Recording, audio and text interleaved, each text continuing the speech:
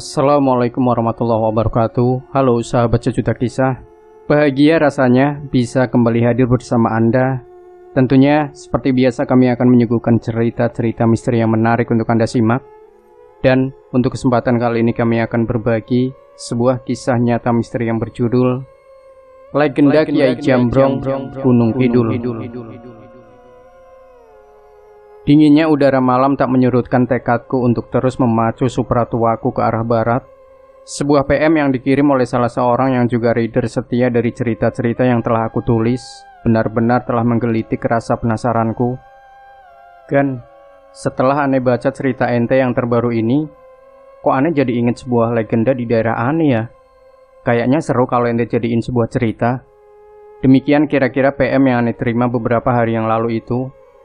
Awalnya aku sempat ragu, apalagi Mas Cipto, sebut saja demikian nama dari si pengirim PM tersebut, mengatakan soal legenda di daerahnya yang mengisahkan tentang harimau jadi-jadian yang sering membongkar makam dan mencuri mayat yang dikubur di dalamnya. Sepertinya dulu saya udah pernah menulis cerita dengan tema seperti itu deh kan? Begitu aku membalas PM tersebut.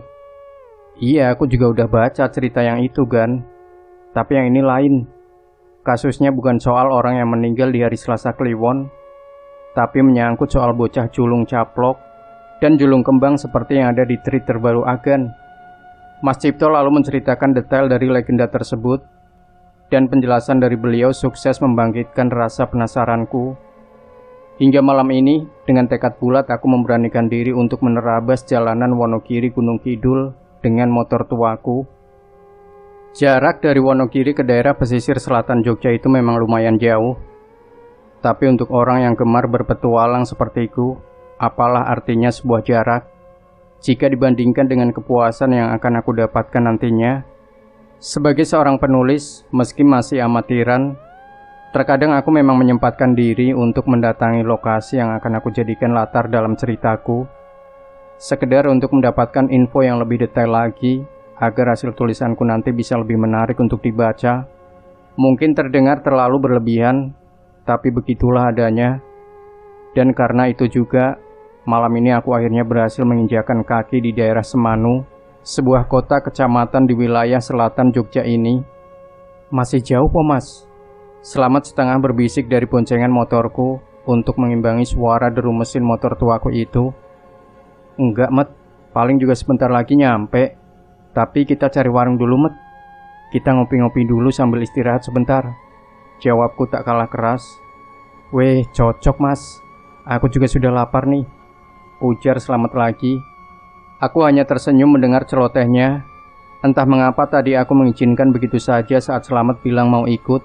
Padahal awalnya aku ingin berangkat sendiri. Ada untungnya juga ternyata. Sepanjang perjalanan aku jadi punya teman ngobrol. Kebetulan tak lama setelah itu kami menemukan sebuah warung angkringan di pinggir jalan. Segera aku menepikan motorku dan mengajak Selamat untuk singgah di warung tersebut. Secangkir wedang jahe dan beberapa potong ketan bakar cukup untuk membayar rasa lelahku setelah berkendara hampir 3 jam lamanya. Sempat kulirik arloji di pergelangan tanganku sebelum mengirim chat ke nomor Mas Cipto. Hampir jam 9. Ada sedikit keraguan dalam hatiku. Bertamu ke daerah orang di jam-jam segini rasanya kurang begitu pantas. Tapi balasan chat dari Mas Cipto segera menghapus keraguanku. Nggak apa-apa mas, lanjut aja. Sudah deket kok. Kalau sampean sekarang sudah sampai di Semanu, apa perlu saya jemput? Demikian balasan chat dari Mas Cipto. Ku balas chat itu dengan kata tidak. Tinggal beberapa kilometer lagi ini. Lagian gak enak juga rasanya kalau harus merepotkan si tuan rumah. Coba tadi kita berangkat agak siangan mas. Pasti sampai sini gak sampai kemalaman gini. Seolah tahu apa yang sedang kupikirkan, Selamat berkata dengan mulut penuh dengan nasi. Lah kamu kan tahu sendiri Met, kalau siang aku harus kerja. Sahutku sambil menahan geli melihat Slamet yang begitu rakus mengunyah nasi kucing yang entah sudah bungkus keberapa yang ia buka. Memangnya ada perlu apa Thomas? Sampai-sampean bela-belain malam-malam kesini? Tanya Slamet lagi sambil mencuci tangannya di dalam mangkok yang berisi air kobokan. Adalah, sahutku sambil menyalakan sebatang rokok. Nanti kamu juga bakalan tahu. Jangan bilang kalau sampean mau ngejar-ngejar demit lagi ya. Slamet terkekeh setelah ikut menyalakan sebatang rokok yang ia comot dari bungkusan rokok kretekku. Aku hanya tersenyum mendengar celotehannya. Memang sudah beberapa kali anak ini ikut aku mendatangi tempat-tempat angker untuk mengadakan survei demi mendapatkan ide untuk cerita-cerita hororku. Dan beberapa kali juga kami pernah mengalami kejadian-kejadian tak mengenakan yang berhubungan dengan hal-hal yang berbau mistis. Namun sepertinya anak itu tak pernah kapok juga. Terbukti malam ini ia masih setia menemaniku. Setelah membayar semua makanan dan minuman yang kami pesan, kami pun melanjutkan perjalanan. Aku sempat menanyakan jalan yang menuju ke arah desa Mas Cipto kepada si pemilik warung. Meski aku telah mengetahuinya dari aplikasi peta digital yang ada di ponselku, sekedar untuk memastikan daripada nanti salah arah. Dan ternyata benar, kata si pemilik warung, desa M itu sudah tak jauh lagi. Sampean lurus saja mas. Nanti setelah ketemu tanjakan, ada pertigaan, sampean belok kiri. Di situ sudah masuk wilayah desa M. Ramah si pemilik warung itu menerangkan. Matur suwun Pak Di. Ujarku sopan, lalu segera menyalakan mesin motor tuaku. Wedan, desanya sepi banget ya mas. Sama kayak di kampung kita. Ujar Slamet di sela deru suara motor. Slamet memang dikenal sebagai anak yang rame. Selalu ada saja yang bisa ia jadikan bahan obrolan. Itulah kenapa aku sering mengajaknya kalau sedang bepergian jauh. Jadi ada teman ngobrol di sepanjang perjalanan. Namanya juga desa, Met. Kalau rame namanya pasar. Jawabku asal, sambil berkonsentrasi mengendalikan stang motorku. Jalanan yang mulai tak rata dan banyak lubang-lubang menganga membuatku harus ekstra hati-hati. Apalagi lampu sepeda motorku sudah tak begitu terang lagi. Hei, iya juga ya. Selamat terkekeh. Kukira Jogja itu kota besar yang selalu rame, mas. Jogja kan luas, Met. Kalau di daerah kotanya sana ya rame. Ini kan sudah di daerah lereng gunung.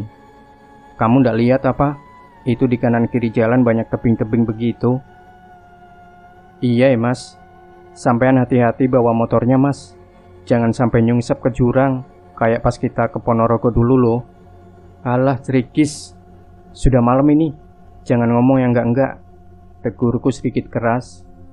Memasuki jalanan desa, aku lebih banyak diam. Meski Slamet masih tetap saja mengoceh. Jalanan yang kami lalui semakin menyempit dan terjal, dan harus lebih hati-hati lagi. Rumah-rumah penduduk terlihat mulai semakin jarang, dibatasi oleh kebun-kebun luas yang ditumbuhi aneka tanaman dan semak-semak yang rimbun. Suasana terlihat sangat sepi. Sepanjang perjalanan tak ada satupun orang atau kendaraan yang kami temui. Hanya suara jangkrik yang terdengar samar-samar di antara deru mesin motorku. Mas, berhenti dulu. Tiba-tiba Slamet menepuk pundakku agak keras. Kenapa Tomet? Sungutku sedikit kesal sambil menghentikan motorku. Hehe, ndak apa-apa mas. Kebelet pipis aku. Sebentar ya. Sambil terkekeh Slamet melompat turun dari boncengan motorku, lalu berdiri membelakangiku di tepi jalan. Aku hanya bisa geleng-geleng kepala melihat tingkahnya itu. Mas, sebentar. Coba kesini sebentar mas. Ujar Slamet lagi setengah berbisik. Apalagi? Jangan suka iseng deh, sudah malam ini. Aku tak mengindahkan ucapan anak itu. Ndak mas, aku serius. Kayak ada yang ngintip di dalam kebun sana loh. Ujar Slamet lagi masih dengan setengah berbisik. Alah ngawur kamu. Siapa juga yang mau ngintip kamu lagi kencing? Bukan gitu mas. Tapi jangan-jangan maling mas. Malam-malam gini loh. Dan beneran loh mas. Itu coba sini sampean lihat. Semak-semaknya goyang-goyang. Kayaknya bukan mas. Bukan orang. Tapi sapi, Mas. Jangan-jangan ada sapi warga yang lepas, Mas. Coba sampean arahkan lampu motor sampean ke kebun ini, Mas. Penasaran, aku pun mengikuti arahan Slamet. Stang motor aku belokkan ke kiri, hingga sorot lampu motorku yang tak begitu terang menyinari area kebun itu.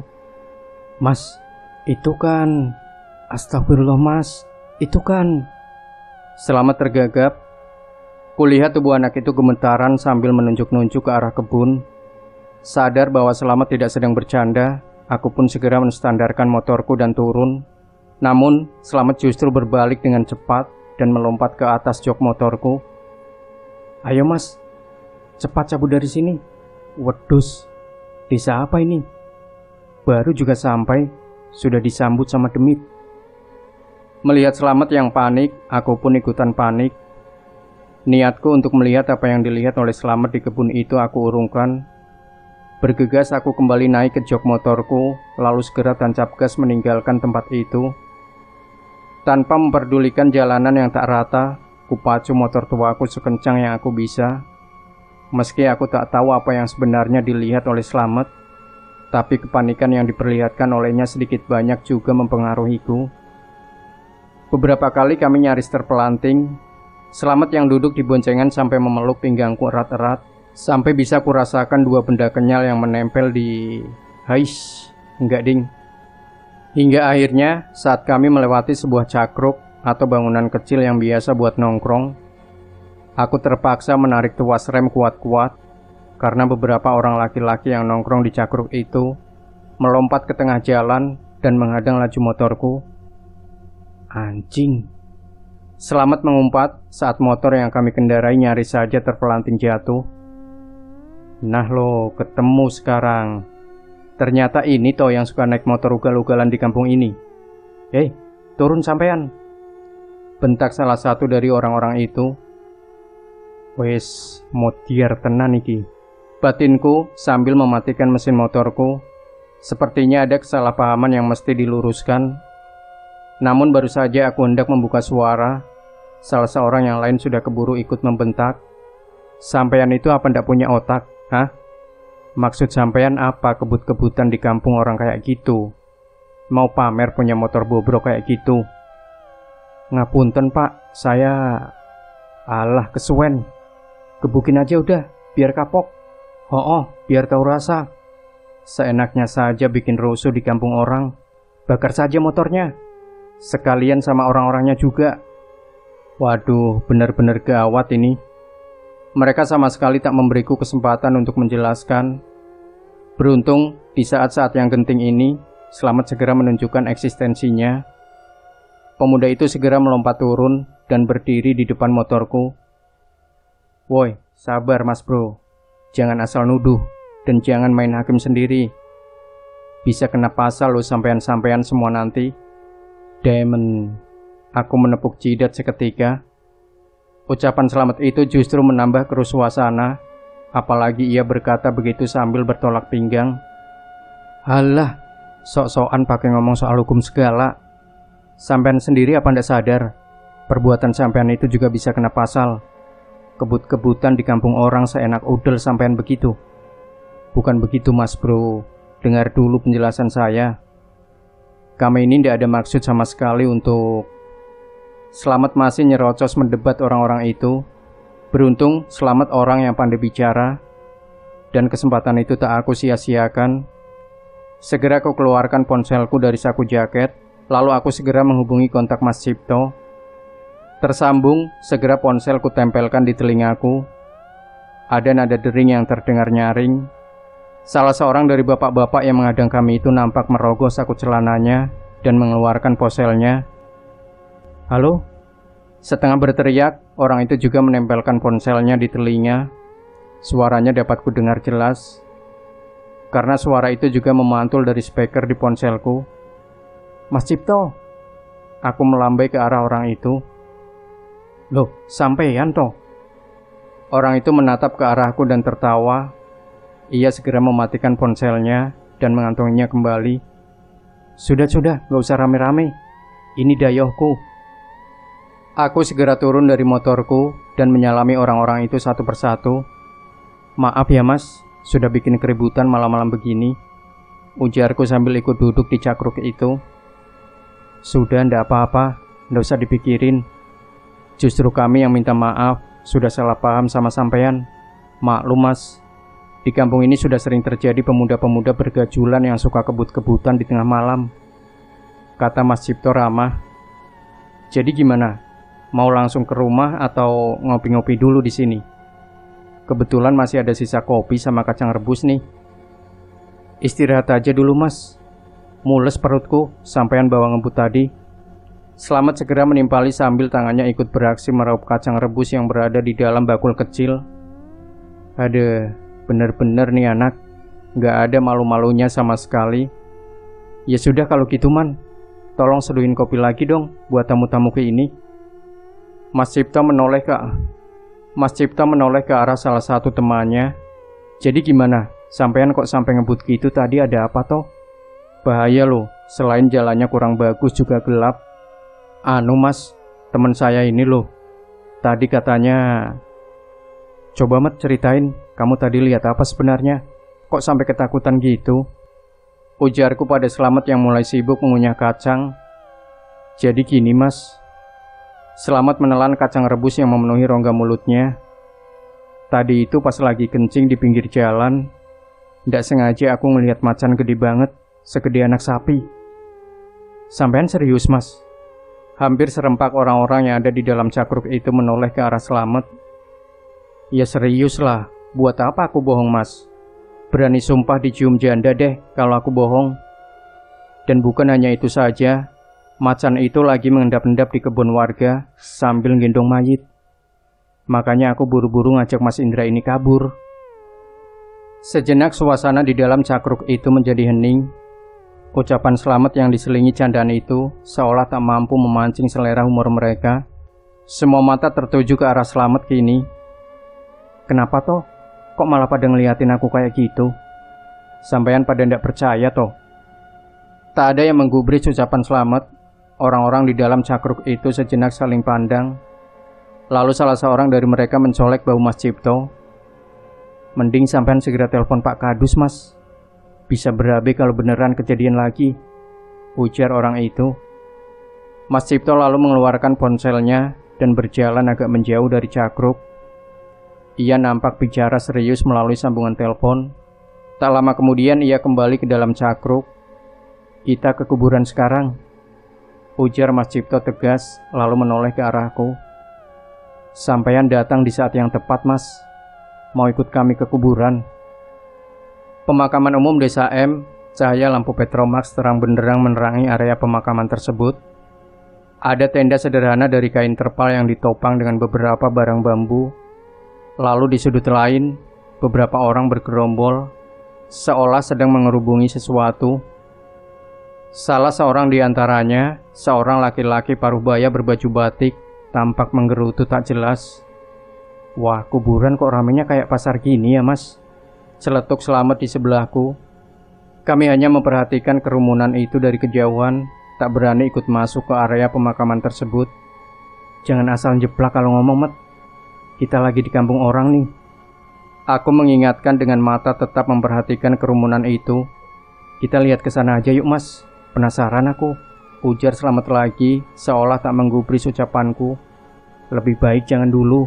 Ucapanku tertahan karena Slamet telah melangkah bergegas ke arah kerumunan itu.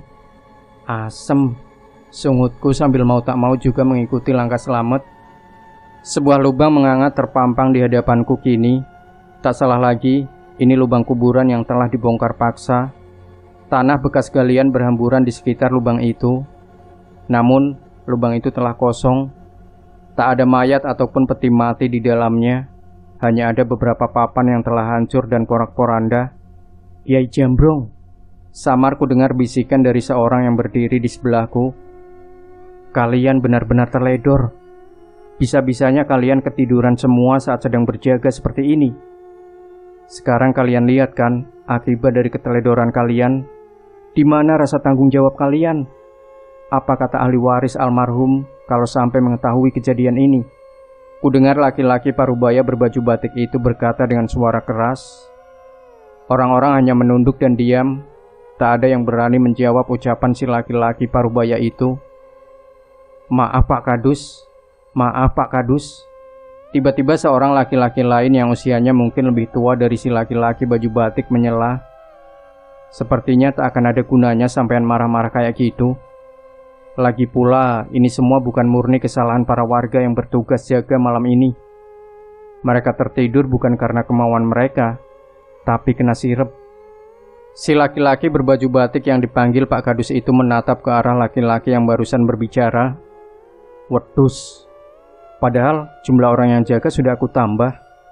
Mengingat malam ini adalah malam Selasa Kliwon, tapi tetap saja masih kecolongan. Ya paling tidak kita sudah berusaha. Laki-laki tua itu menepuk pelan bahu Pak Kadus. Lebih baik kita segera bereskan makam ini, sebelum pihak keluarga almarhum mengetahuinya. Bisa repot nanti kalau Retno tahu makam bapaknya diacak-acak ini. Pak Kadus pun segera memerintahkan warga yang ada di situ untuk menimbun kembali lubang yang menganga itu. Sementara aku yang merasakan adanya kejanggalan dari peristiwa itu segera bergeser agak menjauh, mendekati Mas Cipto yang berdiri agak jauh dari kerumunan warga. "Mas, kenapa warga sepertinya sangat pasrah begitu?" tanyaku setengah berbisik. "Lah mau gimana lagi Mas? Cuma ini yang bisa kami lakukan," jawab Mas Cipto juga sambil berbisik. "Kenapa tidak mencoba untuk mencari... maksudku, sepertinya warga sudah pada tahu soal mayat yang hilang itu diambil oleh harimau yang tadi dilihat oleh Slamet. Aku yakin harimau itu belum terlalu jauh pergi dari desa ini. Jika kita berusaha untuk melacaknya mungkin kita bisa." "Percuma Mas. Harimau yang dilihat oleh teman sampean itu bukan harimau sembarangan, tapi jelmaan siluman. Kejadian seperti ini Mas, bukan kali ini saja terjadi. Dan belajar dari pengalaman yang sudah-sudah, seberapa keras usaha untuk mencari, hasilnya tetap nihil. Bahkan meski kita melacak sampai ke sarangnya sekalipun," ujar Mas Cipto pelan. "Jadi sampean tahu sarang harimau jadi-jadian itu Mas?" "Semua orang juga tahu Mas, tapi hanya sedikit orang yang berani ke sana. Terlalu berisiko dan hasilnya juga tak sepadan dengan resikonya." Aku hanya bisa terdiam mendengar penjelasan Mas Cipto tersebut, meski masih ada rasa yang mengganjal di hatiku. Aku sadar posisiku di sini hanyalah seorang tamu. Tak pantas rasanya kalau aku terlalu ikut campur urusan dalam negeri di desa ini. Kuperhatikan beberapa warga yang sepertinya sudah hampir selesai menimbun kembali lubang makam itu. Aku bergidik membayangkan seperti apa perasaan ahli waris dari jasad yang sebelumnya dikubur di dalam makam itu. "Bapak!" Tiba-tiba di gandingan malam itu dipecahkan oleh suara teriakan perempuan, disusul dengan kemunculan sosoknya yang berlari memasuki area makam itu sambil menangis histeris. Perempuan muda itu menubruk gundukan tanah yang baru saja dirapikan oleh warga. "Retno? Retno?" Hampir semua mulut yang ada di pemakaman menggumamkan nama itu, dan hampir semua mata tertuju pada perempuan muda yang menangis histeris sambil menelungkup di atas gundukan tanah makam yang baru saja dirapikan oleh warga. Tak ada yang bergerak, semua diam terpaku, seolah terhipnotis oleh suara tangisan gadis itu. "Kasihan." Terdengar suara menggumam yang entah keluar dari mulut siapa. "Duk." Laki-laki tua yang tadi sempat bersih tegang dengan Pak Kadus mendekat dan menyentuh bahu perempuan itu. "Ikhlaskan saja, tak perlu kau tangisi." "Diam!" Gadis itu menjerit dan mengibaskan tangannya, membuat laki-laki tua terlonjak ke belakang beberapa tindak. "Kalian!" Gadis itu berdiri dan dengan mata yang berkilat-kilat tajam menatap satu persatu orang-orang yang berada di pemakaman itu. Kalian semua tak berguna. Kalian pengecut. Kalian biarkan makhluk jahat itu membawa jasad bapakku. Dan kau." Aku tercekat saat tatapan mata gadis itu tertuju ke arahku. Mata yang berkilat tajam penuh amarah, diiringi dengan jari telunjuk yang menunjuk tepat ke arahku, sukses membuat bulu kuduku merinding. Dan belum juga hilang rasa keterkejutanku. Tiba-tiba gadis itu melompat ke depan, menerjang ke arahku. Kedua tangan mungilnya mencengkram erat kerah jaket yang kukenakan. Kau orang asing. Kau bukan warga desa sini kan? Siapa kau? Kaukah yang membawa malapetaka ke desa ini? Kaukah yang diam-diam mencuri jasad ayahku? Jawab! Gadis itu berteriak tepat di depan wajahku. Wajahnya hanya berjarak sekian senti saja dari wajahku. Matanya yang tajam berkilat-kilat itu menusuk tepat ke arah bola mataku. Retno, cukup. Pak Kadu seolah baru tersadar dengan kejadian yang terjadi begitu cepat itu. Laki-laki itu segera berusaha melepaskan cengkeraman tangan Retno dari kerah jaketku, sedang Mas Cipto pun bergegas menarikku mundur. Maaf, hanya itu kata-kata yang keluar dari mulutku. Saat Pak Kadus menarik tubuh Retno menjauh dariku, mata gadis itu masih berkilat tajam menatap ke arahku. Sudah, Cipto, sebaiknya ajak temanmu itu pulang. Masalah di sini biar kami yang urus, ujar beberapa orang warga. Tanpa menunggu diperintah untuk kedua kalinya, Mas Cipto mengajakku menjauh dari lokasi pemakaman itu. Samar-samar masih kudengar teriakan gadis itu yang menyumpahiku dengan kata-kata yang sangat tak enak untuk didengar. Maaf ya Mas, baru sampai di sini. Tapi sampean sudah mendapat sambutan yang seperti ini, ujar Mas Cipto saat kami berjalan menjauh dari area pemakaman itu. Ndak apa-apa Mas, jawabku. Justru aku yang minta maaf. Sepertinya aku datang di saat yang kurang tepat. Aku rasa justru sebaliknya Mas. Sampean datang di saat yang tepat. Sampean kesini mau cari info soal legenda itu kan? Dan kebetulan pas sampean datang, pas ada kejadian. Aku malah berpikir kalau sampean justru sudah memprediksi sebelumnya, makanya malam-malam sampean bela-belain nekat kemari. Ndak juga Mas. Mungkin memang cuma kebetulan, seperti yang sampean bilang tadi. Dan astagfirullah, aku menepuk jidat saat sadar bahwa Slamet masih tertinggal di pemakaman. Kenapa Mas? Tanya Mas Cipto heran. Ndak apa-apa Mas, cuma temanku tadi kayaknya masih di kuburan. Walah, lah terus gimana? Apa perlu kita balik lagi? Ndak usah Mas, nanti juga paling dia nyusul. Kita lanjut saja Mas. Kami pun kembali melangkah menuju rumah Mas Cipto yang letaknya sudah tak jauh lagi itu. Jadi gadis yang tadi itu anaknya orang yang kuburannya tadi dibongkar ya Mas? Tanya aku pada Mas Cipto. Saat itu kami sudah sampai di rumah laki-laki itu. Sambil menikmati secangkir kopi dan ubi rebus, kami ngobrol di ruang tamu. Sedikit tak enak sebenarnya. Di hari yang sudah menginjak tengah malam begini, kami harus membangunkan dan merepotkan istri Mas Cipto. Apalagi ditambah dengan Slamet yang sejak tadi menggerundel tak jelas karena kami tinggal di kuburan. Tapi gerutukan anak itu langsung lenyap saat sepotong ubi rebus telah memenuhi rongga mulutnya. Iya Mas, namanya Retno, jawab Mas Cipto. Kasihan gadis itu. Ia kini sebatang kara setelah ditinggal mati oleh ayahnya. Dan kejadian di makam tadi pasti sangat mengguncang jiwanya. Entah siapa yang memberitahunya sampai-sampai ia nekat datang ke kuburan malam-malam. Berarti dia belum punya suami ya Mas? Slamet menimpali. Hus, kamu ini loh, nanyanya kok ke arah situ? Aku mendelik ke arah Slamet. Enggak loh Mas, tadi kan Mas Cipto bilang kalau dia kini sebatang kara. Kan berarti dia nggak punya siapa-siapa lagi. Slamet meralat ucapannya. Benar Mas, dia itu anak satu-satunya dari almarhum Mbah Karyo. Ibunya sudah lama meninggal, dan dia juga masih gadis, belum punya suami. Mas Cipto menjelaskan. Kasihan sekali nasibnya, padahal lumayan cantik. Dan Slamet. Kembali aku mendelik ke arah anak itu. Enggak ding. Mas Cipto, aku numpang ke kamar mandi ya, kebelet nih. Buru-buru Slamet ngeloyor keluar menuju ke kamar mandi yang terletak di samping rumah. Aku hanya bisa geleng-geleng kepala melihat tingkahnya itu. Sorry ya Mas, Slamet memang begitu sifatnya. Suka celamitan, ujarku sedikit tak enak.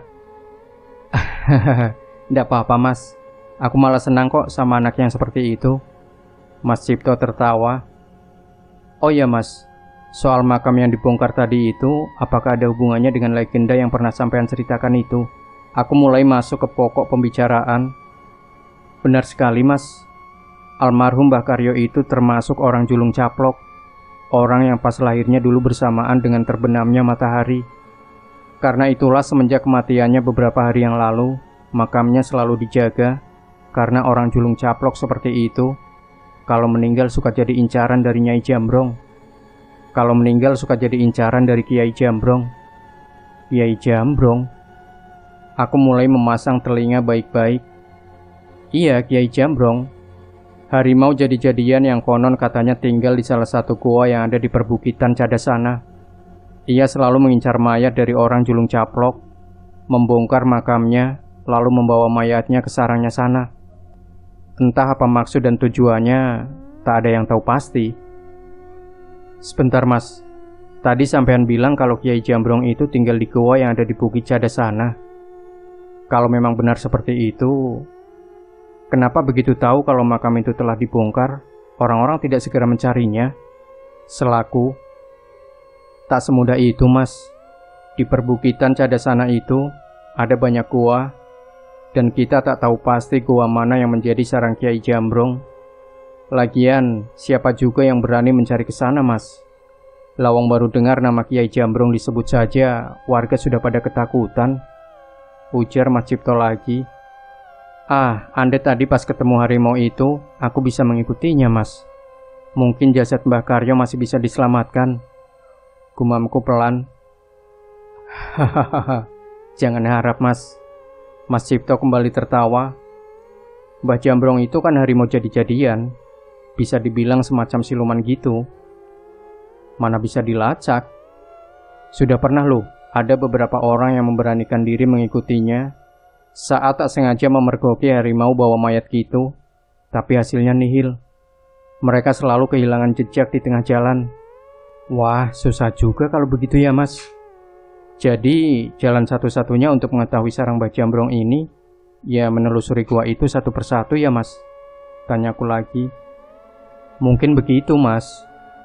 Tapi siapa juga yang mau? Selain dianggap angker juga berbahaya loh, Mas. Gua-gua yang masih alami, belum pernah tersentuh tangan manusia. Sulit ditebak seperti apa dalamnya. Bisa-bisa justru kita yang celaka kalau sampai terperosok ke dalamnya. Belum lagi banyaknya binatang buas dan berbisa. Bahaya deh pokoknya. Jadi satu-satunya yang bisa kita lakukan ya cuma kayak di makam tadi. Menjaga kuburan dari orang julung caplok yang meninggal, biar nggak sampai dibongkar. Mas Cipto menjelaskan panjang lebar. Aku terdiam sejenak. Ada benarnya juga apa yang dikatakan oleh Mas Cipto barusan. Terlalu berisiko untuk menyusuri gua-gua itu satu persatu. Alih-alih menemukan mayat yang dicuri oleh si harimau jadi-jadian, bisa-bisa justru kita menjadi mayat di sana. Kalau cuma sekedar mencari info soal legenda Kiai Jambrong, sampean tidak usah repot-repot naik ke bukit sana, Mas. Kembali suara Mas Cipto membuyarkan lamunanku. Besok biar saya antar ke rumah Mbah Mangun. Beliau yang tahu banyak soal legenda itu. Mbah Mangun? Iya, itu loh, priayi sepuh yang tadi juga ada di pemakaman. Beliau sesepuh di desa ini, tentu tahu banyak soal sejarah desa ini. Oh, hanya itu suara yang keluar dari mulutku. Sebenarnya aku berharap lebih, bisa menyusuri gua-gua di Bukit Cadasana dan membongkar misteri Kiai Jambrong ini. Tentu sebuah petualangan yang sangat menyenangkan. Tapi dari semua ucapan yang dikatakan oleh Mas Cipto tadi, aku yakin 100% laki-laki itu tak akan mengizinkanku untuk melakukannya. Tapi jiwa petualanganku justru terasa semakin memberontak setelah mendengar cerita Mas Cipto tadi. Dan tekad untuk menyelidiki gua di Bukit Cadas itu pun mulai tumbuh dalam hatiku. Meski mungkin aku akan melakukannya secara diam-diam. Jiancuk. Tiba-tiba Slamet muncul di ambang pintu sambil mengumpat tak jelas. Kenapa, Tomet? Datang-datang kok misu-misu ndak jelas gitu? Tegurku penasaran. Lah gimana ndak misu-misu? Wong lagi enak-enak pipis kok diintip macan. Gerutu Slamet sambil duduk. Diintip macan? Mas Cipto menegakkan punggungnya. Sampean serius, Mas? Ya serius toh. Beneran mas, kayaknya sama dengan macan yang ketemu kita di jalan tadi mas, ujar Slamet. Wah gawat kalau macan itu masih berkeliaran di desa. Sebentar mas, aku tak ngambil senter dulu. Siapa tahu. Bapak. Belum selesai Mas Cipto bicara, dari dalam rumah terdengar suara jeritan anak perempuan Mas Cipto. Menur. Sontak Mas Cipto melompat bangkit dan berlari ke arah kamar sang anak. Aku dan Slamet pun tak mau ketinggalan. Bersamaan dengan itu, Menur, anak perempuan Mas Cipto juga berlari keluar dari dalam kamar. Gadis 11 tahun itu segera memeluk sang ayah sambil berteriak-teriak dan menunjuk-nunjuk ke dalam kamarnya. Macan pak, ada macan gede banget, ngintipin Menur tidur. Menur takut pak, teriak anak itu. Macan? Macan apa toh? Kamu mimpi? Mas Cipto mencoba menenangkan sang anak. Sementara istri Mas Cipto yang terbangun karena teriakan Menur juga ikutan panik. Beneran pak, tadi aku kebangun gara-gara dengar kayak ada yang garuk-garuk jendela kamarku. Pas aku intip, ternyata ada macan gede banget di luar. Aku takut pak, kata anak itu histeris. Wes, edan tenan niki, ndak bisa dibiarkan. Sudah, kamu tenang, biar bapak yang... Lagi-lagi belum selesai Mas Cipto bicara, dari ruang depan terdengar suara pintu yang digedor-gedor dengan kasar. Cipto, keluar kau. Nah, sahabat sejuta kisah, apa yang akan terjadi dengan Cipto selanjutnya? Jangan lewatkan bagian kedua dari kisah nyata misteri yang berjudul Legenda Kiai Jambrong Gunung Kidul. Tinggalkan komentar Anda, like, share video ini, subscribe channel Sejuta Kisah, dan kembali nantikan cerita-cerita misteri terbaru dari kami. Wassalamualaikum warahmatullahi wabarakatuh.